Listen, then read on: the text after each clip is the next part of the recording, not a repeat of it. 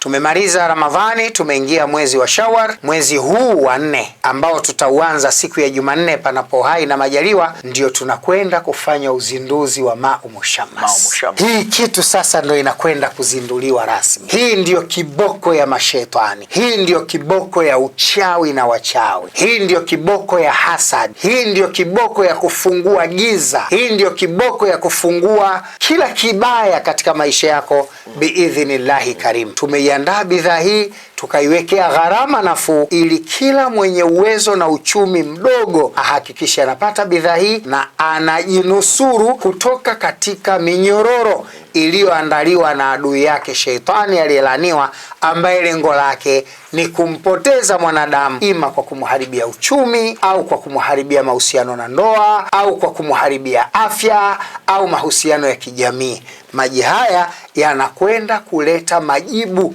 chanya katika maisha ya Waislamu na wasiokuwa Waislamu. Kila ambaye alijaribu kupambana kuondoa shida za maradhi, kuondoa vifungo, kufanya hapati kazi, biashara haziendi vizuri, anajaribu kila jambo haliendi, mahusiano na ndoa hayadumu, basi Ma'u Mushammas the best, ni bora sana na ni majibu ya uhakika kwa wale wenye changamoto za kimaisha.